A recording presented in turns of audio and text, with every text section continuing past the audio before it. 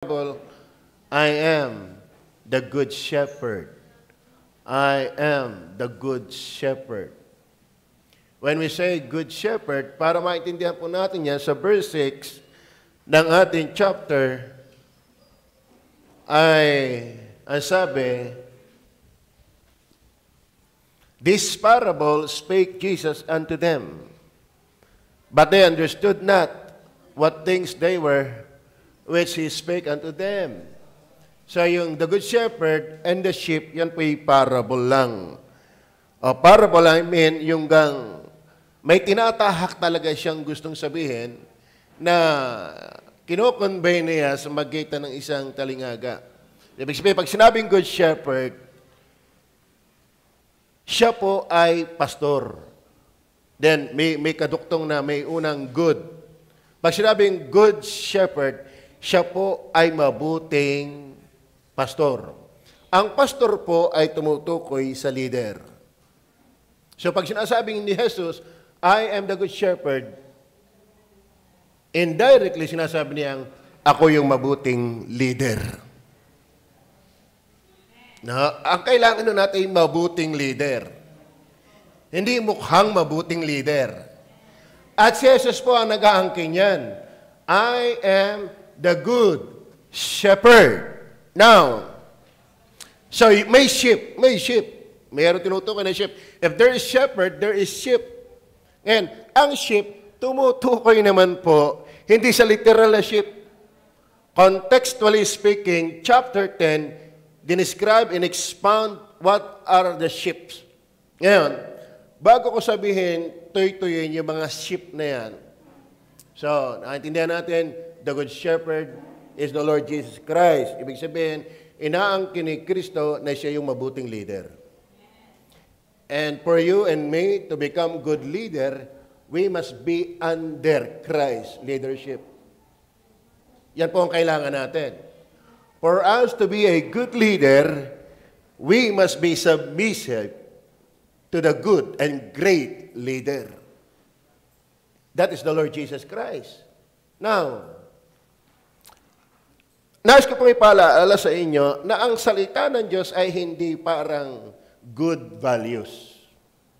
Hindi ko kayo maikinig ngayong umaga na parang matututo na naman ako ng magandang asal. No.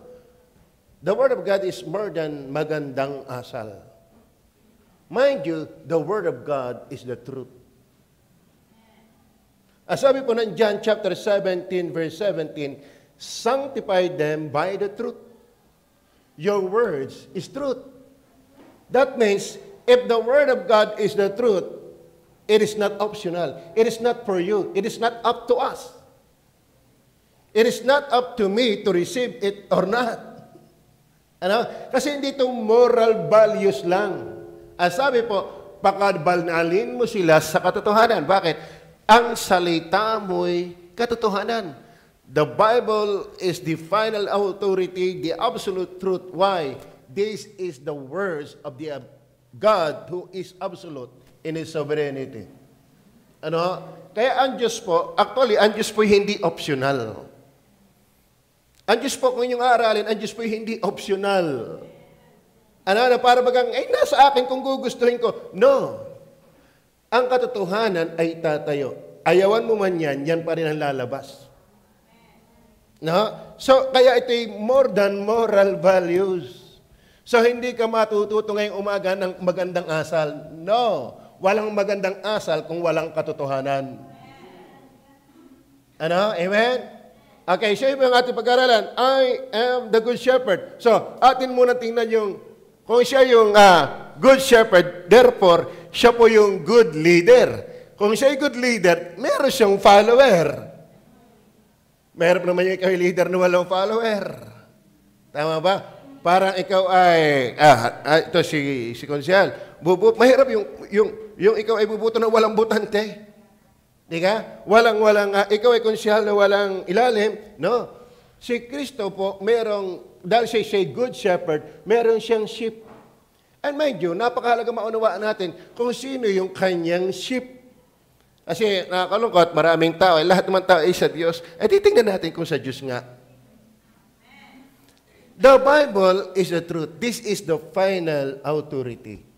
Ito yung nagre-reveal ng katotohanan. Kaya nga, thy word, sabi, ang salita mo'y katotohanan. Hindi lang basta magandang asal. Actually, wala kang magandang asal kung wala ka sa basihan ng katotohanan. Tama?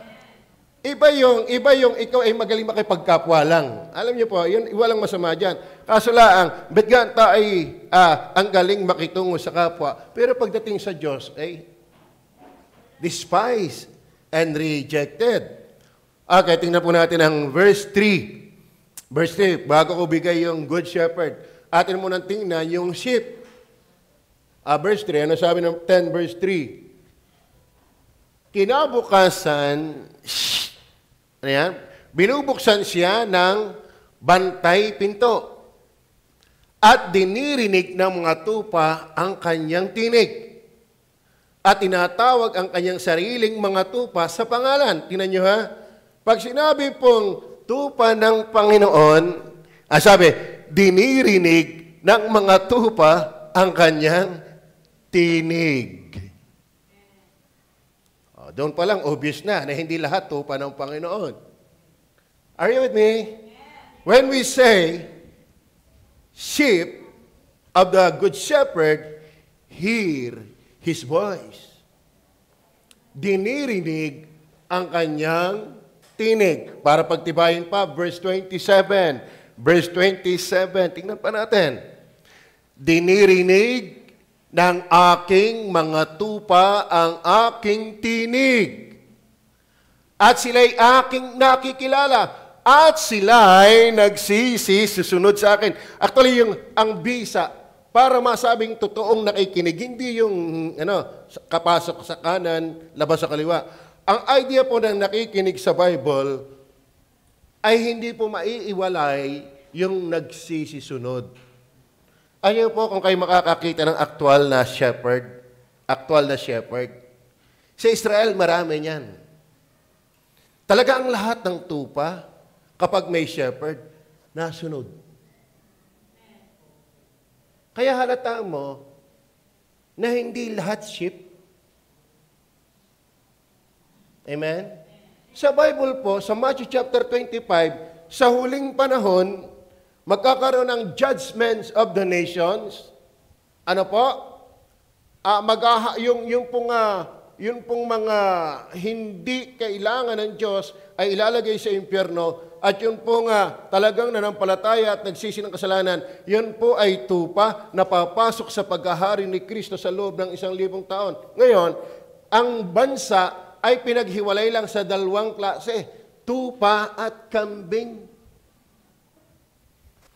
So may dalawang klase lang pala ang buong mundo pagdating sa paningin ng Diyos, tupa at kambing. Therefore, kung hindi ka tupa, automatic kambing.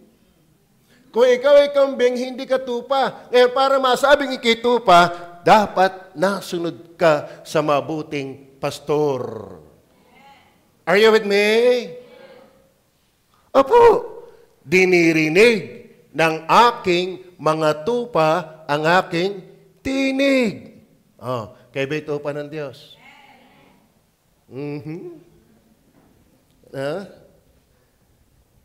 Kayo ba'y tupa ng Diyos? Masakit na katotohanan, pero ang katotohanan ang magpapalaya sa atin. Alam niyo po, dito po, diritsahan. Pag kung ano yung tama, yun lang ang dapat sabihin. Amen? Kasi kailangan natin ng katotohanan. Bakit? Maraming naguguyo. Kung mayroon tinatawag na scam, may religious scam. May mga scammer. If there is true preacher, meron ding false preacher. If there is true Christ, merong antichrist. If there is true gospel, merong false gospel. And mind you, kapag tunay kang tupa, susunod ka sa Diyos. Kaya pag sinabi ng Diyos, huwag kang maninigarilyo, huwag kang maninigarilyo. Huwag kang magsusugal, di huwag kang magsugal. Amen? Lumakas. Amen? Pag sinabi ng Diyos, ikay sumimba paglinggo, abay simba. Ang tunay na tupay, nakikinig sa kanyang pastor. Kaya, amen? Kaya wag nating samahan yung paniniwala ng ibang, lahat na may sa Diyos. Ay sabi nga ng Bible, mayroong tupa at kambing. Hindi lahat tupa. Alam kong lahat ay sa Diyos, lahat ay tupa. Pero ang katotohanan, ang marami tupakin. Hindi tupa, tupakin. Totoo po yun. Hindi ho tayo gari. At tamo, dinirinig ng aking mga tupa ang aking tinig. Amen? Okay, hindi lang po yan ang ating pagtitibayin. Atin munang titingnan yung, kaya siya ay good shepherd, meron siyang followers. Ano mga kapatid? If the leader is good, hindi mapapahamak ang followers. Natindihan niyo ba yan? Kapag ang leader ay hindi ligaw, ang nasunod ay hindi maliligaw. Kaya sinisigurado ni Jesus, bilang siya yung good leader, good shepherd, walang followers niya na mapapahamak. Kaya ang tunay na nananampalataya kay Jesus, dapat nakakatiyak ng ligtas. Bakit? Hindi naman siya sumunod sa napahamak. At hindi siya susunod sa tagapagpahamak. Siya nga ang tagapagligtas. Sabi niya, sabi ng mga anghel, dinadalhan ko kayo ng mabuting balita sapagkat ipinanganak ngayon ang tagapagligtas. Paano ka mapapahamak kung nananampalataya ka sa Good Shepherd na siya ang tagapagligtas at good leader? Ngayon, bakit may napapahamak? Bakit? Kung saan nalululong sa droga, ang dami mga kriming nasasangkutan, masalimuot ang buhay, gisa lahat, walang katiyakan ng langit pag namatay. Hindi nga lahat tupa. Yan ang inyong tatandaan. Amen? Ngayon, kung may mabapakinggan kayo, lahat naman ikay sa Diyos at anak ng Diyos, hindi yung nagbabasa ng Bible. Kaya dito, gusto natin may Bible. Hindi lang tangan, naka-screen pa. Tingnan pa natin. Not only hear His voice, verse 27. Tingnan po ang verse 4. Tingnan niyo po ang verse 4. Tingnan niyo, sabi, sapagkat nailabas na niya ang lahat. Take note, sariling Kanya.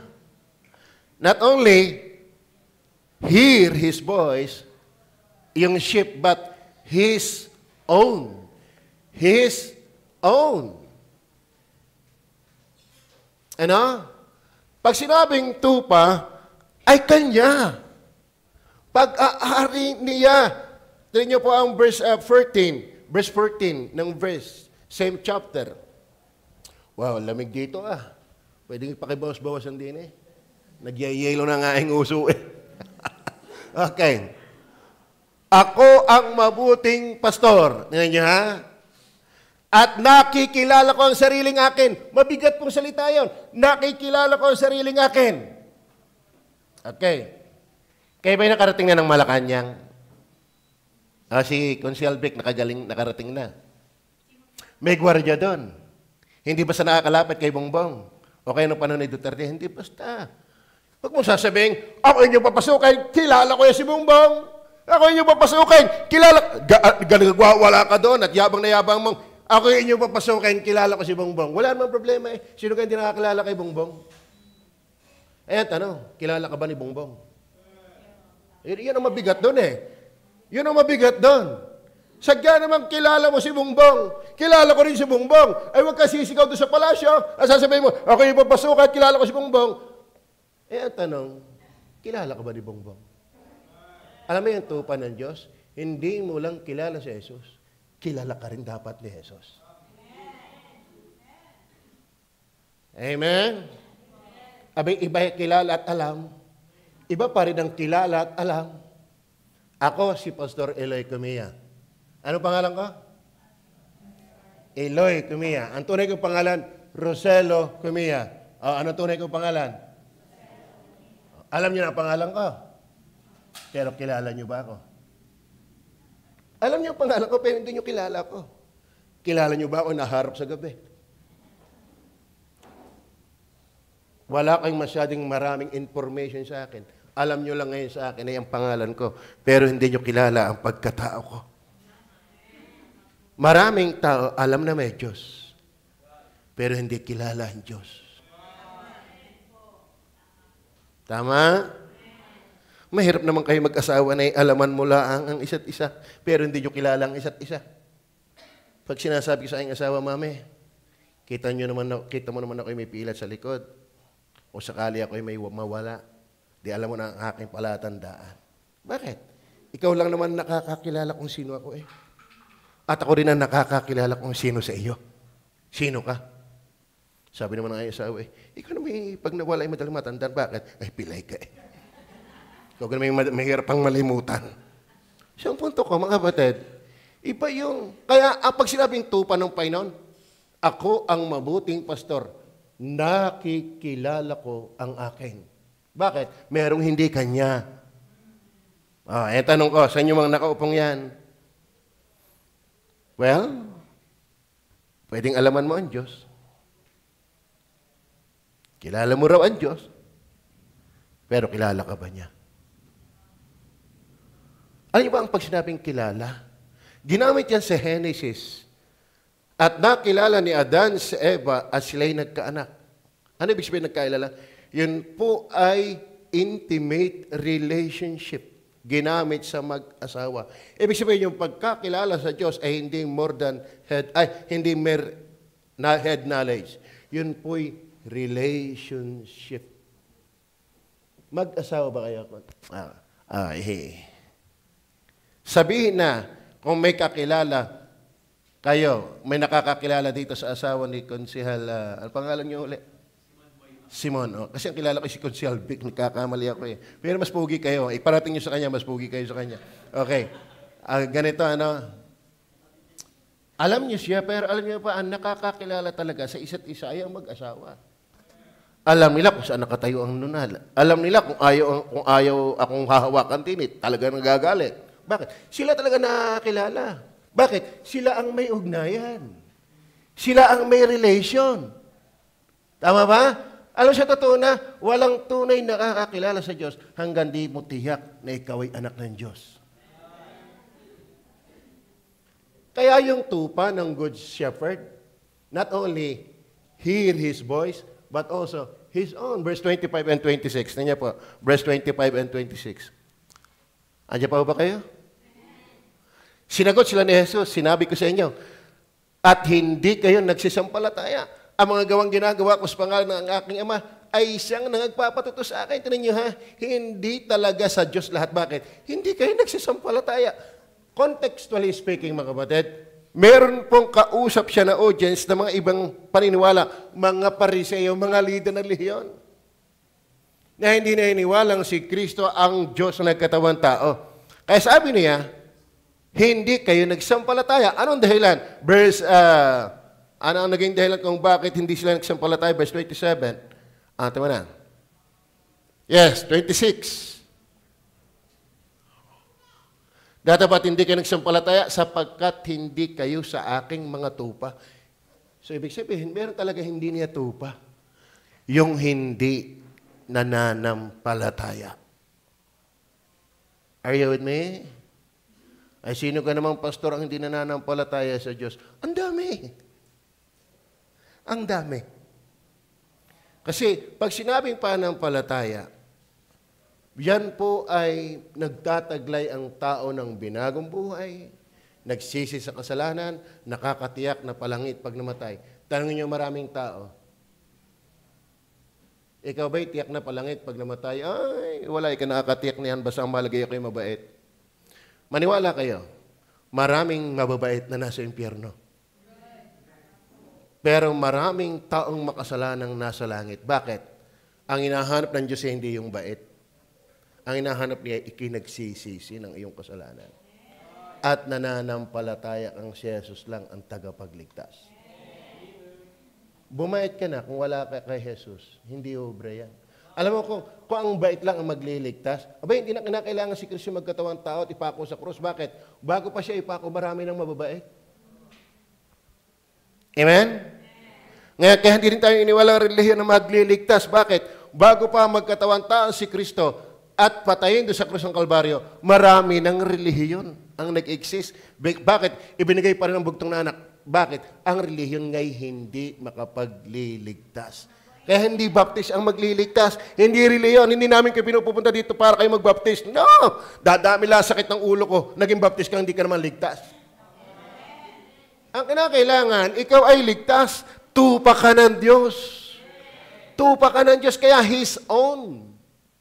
His own. Kanya pag-aari niya. Bakit? Hindi ang bawat nagsasabi sa akin, Panginoon, Panginoon, ay papasok sa kare ng langit. Hindi porke natawag ay sa Panginoon. Diba? Yung nasa bilangguan, namamanginoon din yan. Sa sabungan, namamanginoon din yan. Rapist, namamanginoon din yan. Oo, lahat naman ng makatarantado ang ginagawa tayo ng mga Panginoon din yan eh. Kaya hindi lahat ng nasa Panginoon, nabanggit ng Panginoon, ay counted sa Panginoon. Totoo po ito. Sabi nga ito ay hindi optional. Hindi ito magandang asal lang. Nako, akaumay yung magandang asal yan. Ang kailangan natin, katotohanan. Are you with me? Not only hear His voice, His own, heeds not to strangers. Ito maganda, halata mo ang tupa ng Panginoon. Bakit? Alam niyo po, pag ikaw ay tupa ng Panginoon, hindi ka nakikinig pag hindi si Kristo ang turo. Tingnan niyo po, verse 7 and 8. Verse 5 muna tayo, verse 5. Sa iba'y hindi sila magsisisunod. Kaya halata mo ang tupa ng Panginoon. Hindi basta yan nasunod kung kani-kanino. Amen? Kaya hindi pwede ang mamangka sa dalawang ilog. Hindi pwede yung kanta ng unbeliever, sana'y dalawa ang puso ko. Hindi. Pag Kristo, Kristo lang. Amen? Kita niyo ang tupa ng Panginoon, hindi sila magsisisunod. Saan? At sa iba'y hindi sila, kaya hindi kasunuran. Bakit? Iisa ang Kristong tunay. Ba't ang dami mong kinikristo? Am I telling right? Clear? At sa iba'y hindi sila magsisisunod, kundi magsisitaka sa Kanya, sapagkat hindi nila naikilala ang tinig ng mga iba. Ang linaw po. Malinaw pa sa sinag ng araw. Kapag tunay kang kay Kristo, wala kang leader na maganda, kundi si Kristo lang. Halimbawa nag-aaral, mga masyadong ganyan. Wala namang bawal agar-agar na yun. Tatakasan niya ng tunay na tupa. Ang tunay na tupa ay naikinig sa tunay na pastor. At sino yung tunay na pastor? I am the good shepherd. Makinig ka. Wala ka pang alam para hindi ka makinig. Amen? Kung hindi ka nagalang sa salita ng Panginoon, sino pa igagalang mo? Sino ka naman? Sino ka naman? Amen? Mga kapatid, let's speak the word with authority. Bakit? The Bible is the word of the King of Kings and the Lord of Lords. When you despise the word of God, you despise the God of the word. Amen. Hindi tayo dito para bagang, wag mo akong, wag mo akong sasirigin, baka hindi mo ako kilala. Hindi nga talaga kita kilala. Ang dapat mo makakilala ay si Jesus. Amen. Tama ba? Then number 4, hindi ko nababasahin yung lahat. Kasi actually, intro pa lang yan eh. Wala pa ako sa I'm the good shepherd. Akin lang ibinibigay sa inyo, sino yung sheep? Kasi maraming tao nagkiklaim ng sheep, di naman nasunod kay Kristo. Mali yun. At least alam mo na, pag sheep ka, nasunod ka. At least alam mo na, pag sheep ka, kanya ka. At least, ito pa, pag sheep ka, hindi ka nakikinig sa stranger. Anong stranger? E di pag hindi si Jesus, huwag mong susundan at huwag mong papakinggan. Then finally, na dinidescribe, ini-expound ng chapter, tingnan niyo po, ang sheep. Verse 27 to 29. Dinirinig ng aking mga tupa ang aking tinig. Tingnan niyo ha, dinirinig ng aking mga tupa ang aking tinig. Dahil si Jesus ang mabuti, pastor. Ano ang ginagawa ng Panginoong Sus sa kanyang mga tupa? At sila'y aking nakikilala, at sila'y nagsisunod sa akin, dahil ito'y kanyang tupa, na sila'y nakakakilala at dumirinig sa Panginoon. Tingnan po, ang sabi ng Panginoon sa verse 28, at sila'y binibigyan ko ng walang hanggang buhay. Nya? At kailan may hindi sila malilipol. Batanggin nyo nag-translate yan. Hindi malilipol. Yung nga ang pinsan, pag nanonood kami ng TV, nung una, di ka konsehal, tayo nanonood lang ng may TV ng kapitbahay. At yung tsinelas, hindi papasok sa bahay, naiipon doon sa labas. Ay pagka naman nagkaalis ang kanya-kanyang salpak, minsan hindi naman kanya yung napapasalpak. Ay yung isa ng mga aking pinsan, hindi naman nawala, hawak niya. Ay hanap ng hanap. Saan kaya nga niya, no? Bigay nga ang tsinelas, ay nalipol. Ay hawak niya, kaya kami tawan-tawa. Ay hawak mo, hindi mo nalipol. Gayong ka. Kaya nga may mga tsinelas noon, nilagyan na ng tatak R. Nag-init ng kawad na R, tapos nilagay sa tsinelas. Usong-usong na, di ka? Para pag nanood ng TV, ay suot, ay kita mo, may R yan. Ay kami magkakapatid ng pangalan Rico, Roselo, Risa, Rina, Randy. Puro R. Di hindi malilipol. Alam niyo po, pag sinabing tupa, tiyak na palangit. Bakit? Ay hindi malilipol.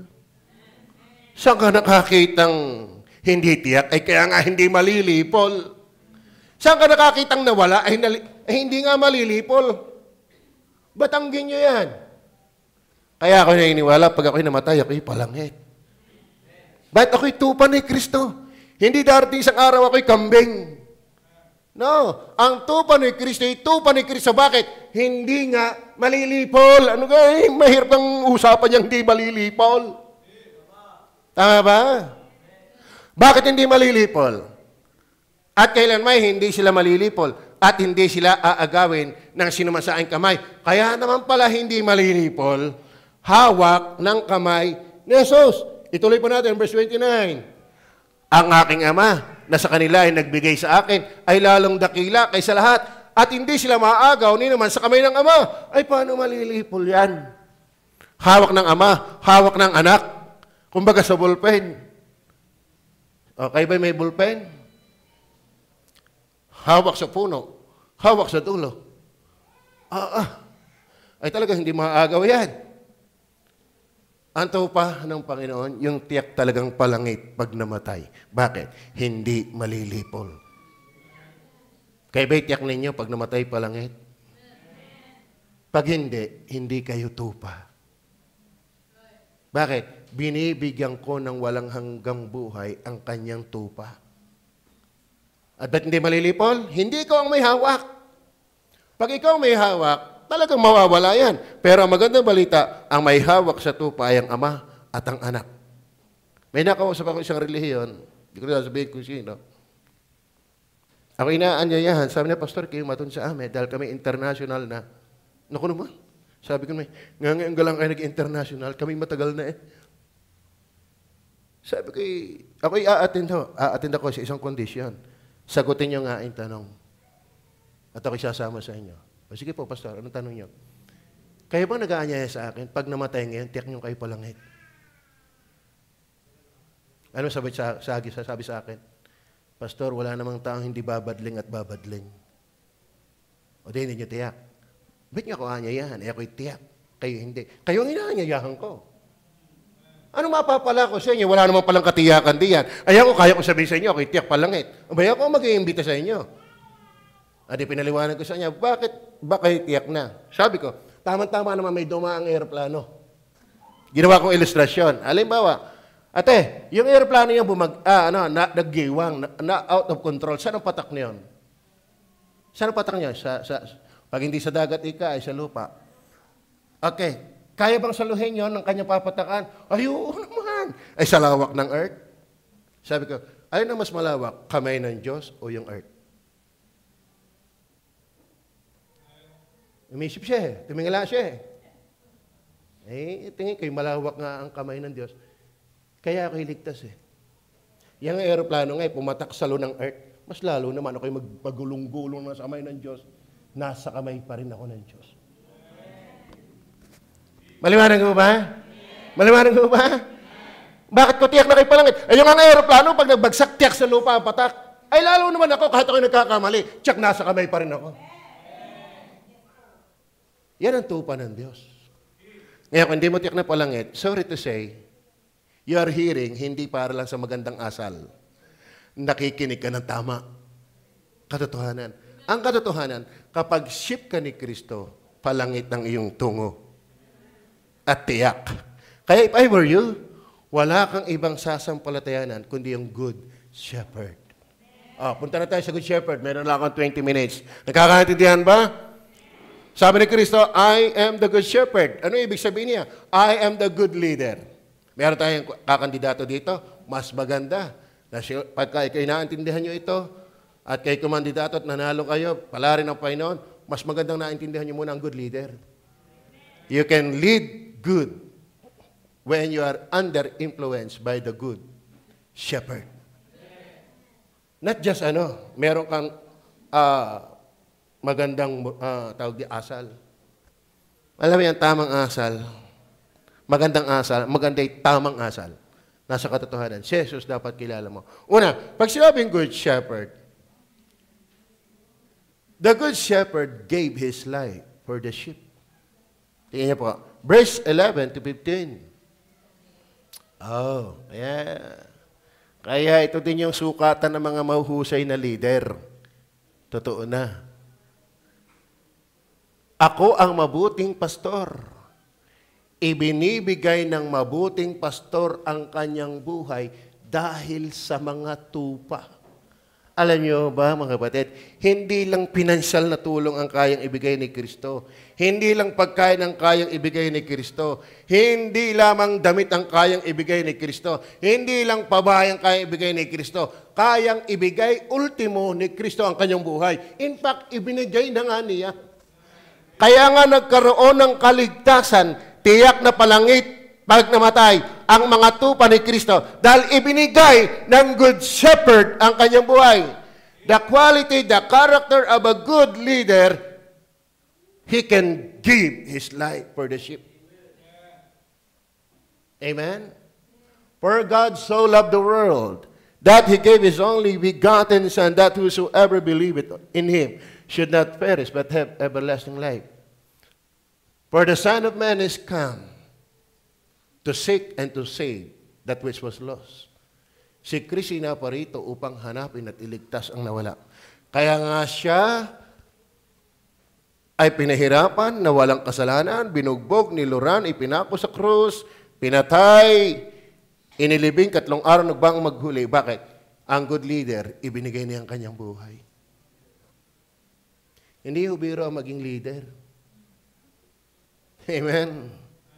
Ang good leader, hindi lang wallet ang kanyang itulong, kayang itulong, ultimong kanyang buhay. Si Jesus, para lang tayo maligtas at mabuhay, siya'y namatay. Alam na naman natin yon. Amen? Tama ba? So, the good leader, the good shepherd gave his life for the sheep. Sino nga ang sheep? Hear His voice, His own, heeds not to strangers. Ano yung pang-apat? Binigyan niya ng buhay na walang gan. Number 2, the good leader, the good shepherd. Not only the good shepherd gave his life for the sheep, but also the good shepherd guaranteed salvation for the sheep. Man. The good shepherd doesn't only give his life for the sheep, but also guaranteed salvation for the sheep. Binasa natin yan. Tingnan niya. John chapter verse 9 and 10. Okay, I have still enough time. 10 verse 9 and 10. Ako ang pintuan. Ang sino mang taong pumasok sa akin, sa kanya papasok. Hindi sa simbahan. Mali yung pagpapaliwanag na iba. Pumasok kayo sa akin, hindi. Pag sa akin, hindi sa kanya mismo. Kaya nga, I am the door. One of his claims. Also, ako ang pintuan, ang sino mang taong pumasok sa akin, ay siya'y ano? Ay siya'y ano? Pag nakapasok na, hindi na maliligtas. Hanggat ikinasa labas pa, hanggat hindi ka pananampalataya kay Jesus, maliligtas ka pa lang. Pero pag nakapasok ka na, hindi na tama yung maliligtas. Ligtas na yon. Nakapasok na Tama ba? Kayo ng umaga, anong oras kayo dumating? Alas 9. Halimbawa, alas 9. Anong oras kayo pumasok? Dito. Alas 9:01. 9. Ano tawag doon? 9:01. Ibig sabihin, nung wala pang 9:01, nasaan ka? Nasa labas. Papasok ka pa lang. Pero nang 9:01, hindi ka papasok. Nakapasok na. Tama ba? Tama ba? Okay. Sa labas, halimbawa ay mainit. Pumasok ka ditong napakalamig. Amen? Pag mainit ka, nasa labas, pagpasok ka dito, hindi na malamig. Nung wala ka pa kay Kristo, pa-impyerno ka. Pumasok ka na sa Kanya, hindi ka na pa-impyerno. Tama? Yan po ang mabuting good shepherd. Ginagarantiyahan niya na ang pumasok o sumampalataya sa Kanya ay maliligtas. Kaya kung ikaw ay hindi paligtas, sa iba ka pumasok. Napakadaling intindihin. Amen? Ang SM ba may pintuan? Ang dami nga Ano? Pag kayo pumasok sa SM, sa pinto ng SM, nasaan kayo? Nasa loob ng SM. Bakit? Pumasok kayo sa pintuan ng SM, kaya nung kayo ay makapasok, nasaan kayo? Alam nga naman kayo nasa sabungan. Pumasok kayo sa pintuan ng SM, therefore kayo nasa loob ng SM. Mamaya pag-uwi nyo, saan kayo pupunta? Sa bahay. May pintuan ba inyong bahay? Alam nga, puro bintana yan. May pintuan ba inyong bahay? Pagpasok niyo ang pintuan ninyong bahay, nasaan kayo? Nasa loob ng bahay. Alam nga naman nasa kapitbahay, delikado yan. Tama ba? Ngayon, si Jesus ang pintuan ng langit. Si Jesus ang pintuan ng kaligtasan. Pag pumasok kay Jesus, nasaan ka? Nasa impyerno. Siya lang pintuan ng napasukan. Kaya dapat kung ikay pumasok kay Jesus, ligtas ka. Yan ang good shepherd. Kaya niyang magligtas. Ngayon, ang daming relihiyon ngayon, Kaya nga alam mo, konsihal ko, ang relihiyon ay solusyon at lunas. Ay kahit wala nang nanunungkulan, madaling pasundin ng tao na nakay Kristo. Pero bakit ang hirap lupigin ng mga... Ang ibig sabihin lang, hindi sila pumasok sa pinto. Ang ibig sabihin lang niyan, hindi talaga puro tupa. Makakabalita kami minsan sa mga sama ng ulat sa Taysan. Number 1 sa rape cases. Masama yan.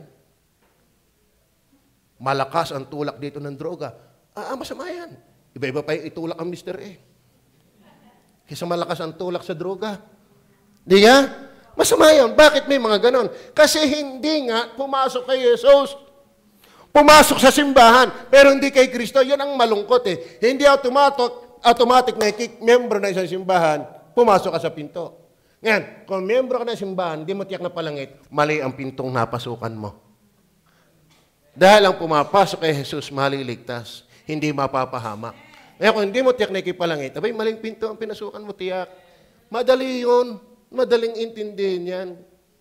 Amen?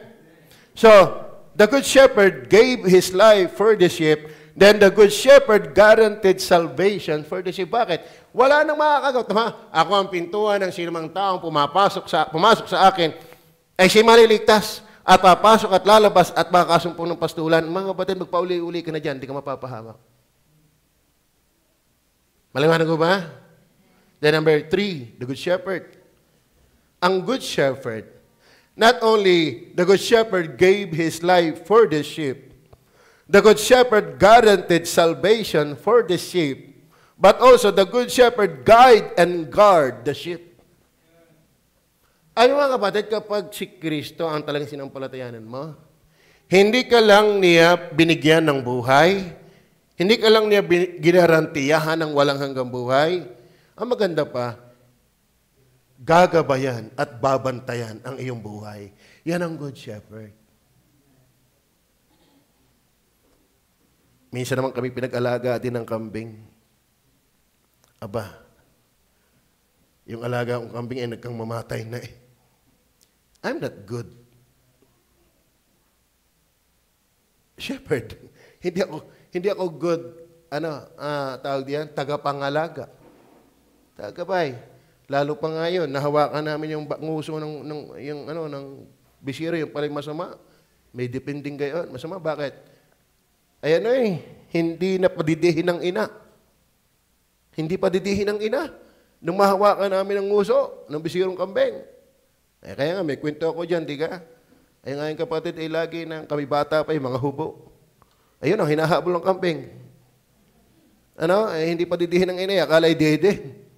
Ay payagak yung kapatid ko, inuuntog. Bawal.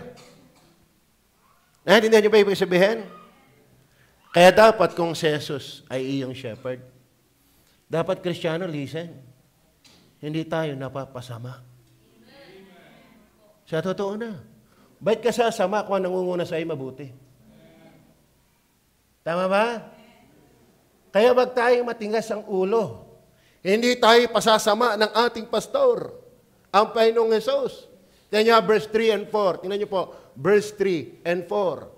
Binubuksan siya ng bantay pinto at dinirinig ng mga tupa ang kanyang tinig at tinatawag ang kanyang sarili mga tupa sa pangalan. Yan pa ang maganda sa Panginoon. Kilala niya ang kanya. Alam niya ang pangalan.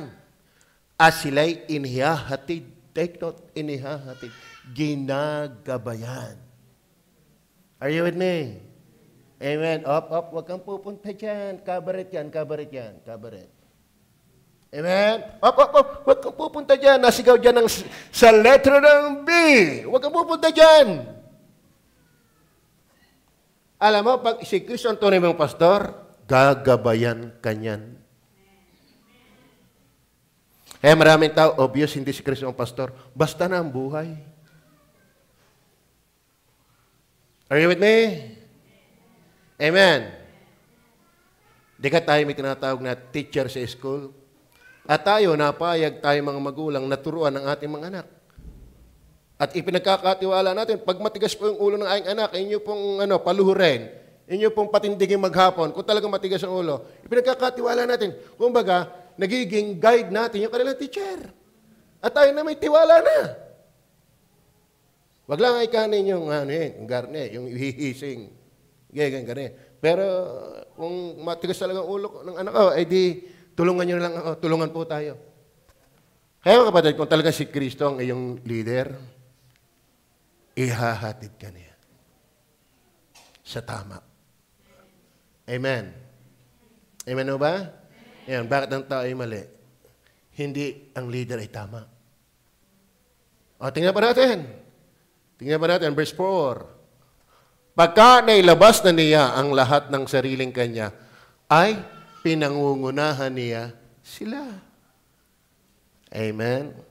Kayo ba'y sasakay sa isang jeep na pasahero? Nakita niyo yung driver ay si Tomas.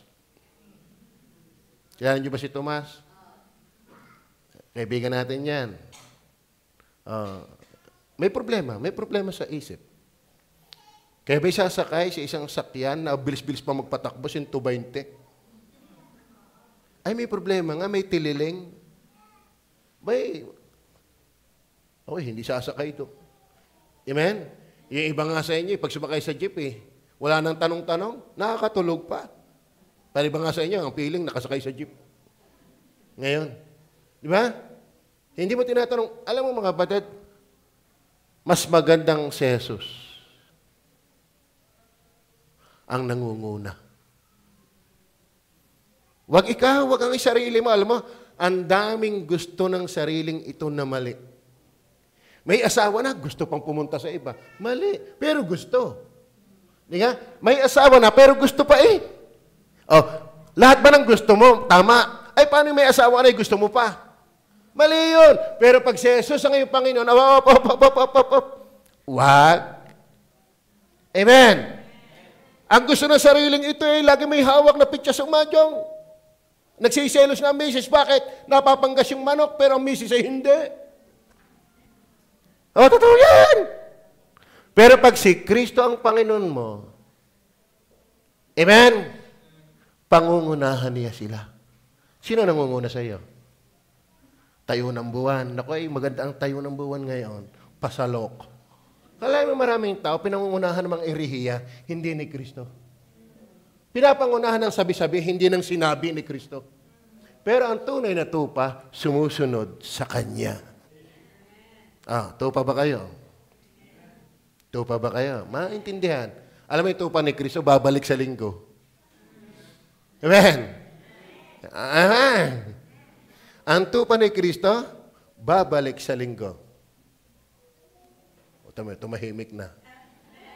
Kita mo yan. Sana pakilala kayo kung kayo tupa o hindi. Hindi ko kayo binibigyan ng magandang asal.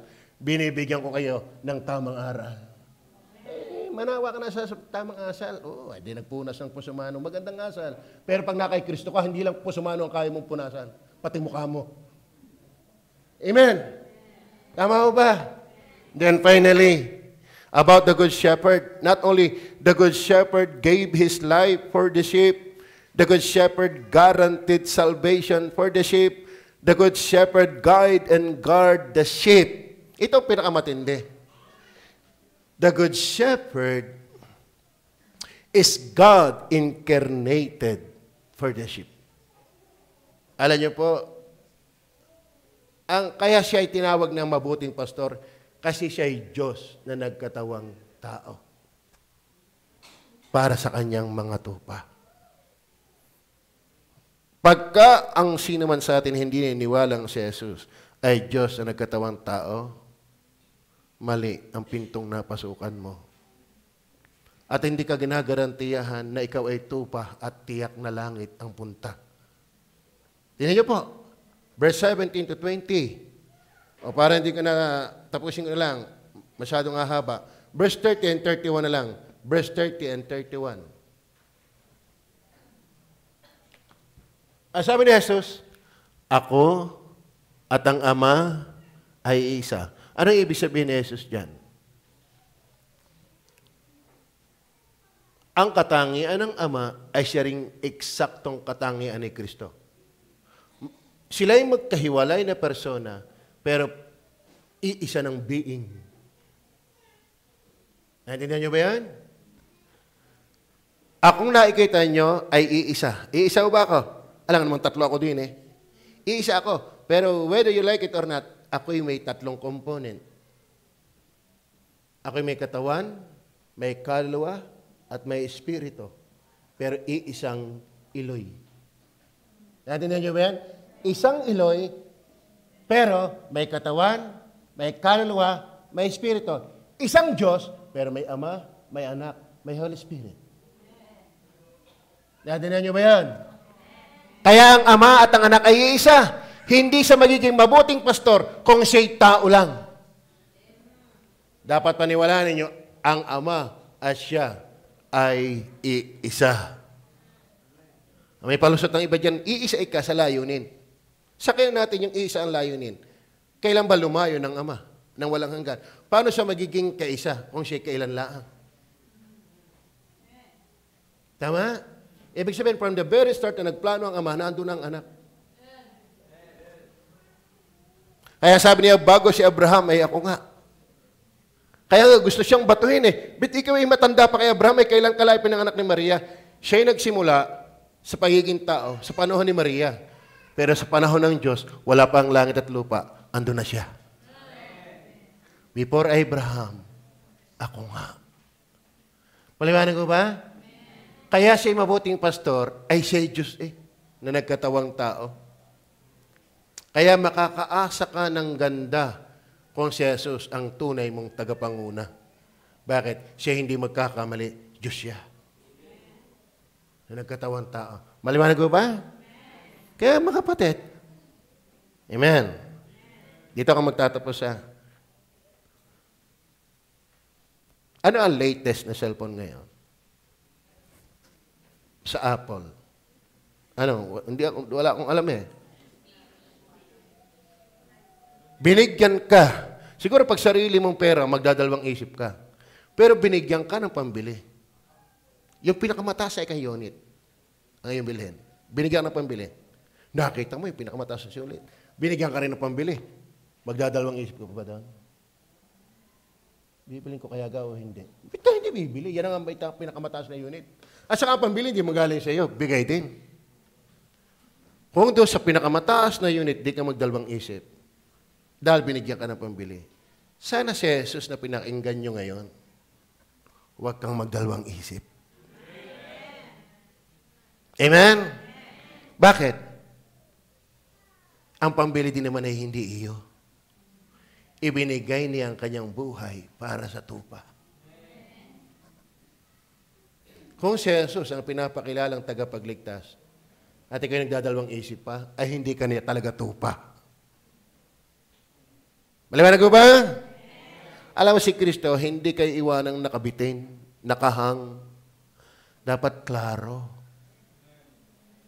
Amen? Ngayon, kung hindi po sinampalatayanan, wala nang problema sa iyong napakinggan. Ang problema ay baka hindi ka talaga niya tupa. Maliwanag ko ba napakinggan? Magdadalawang isip pa ba tayo doon sa ating pinakinggan? Ito niyan. Tumahimik doon sa panghuli kong tanong.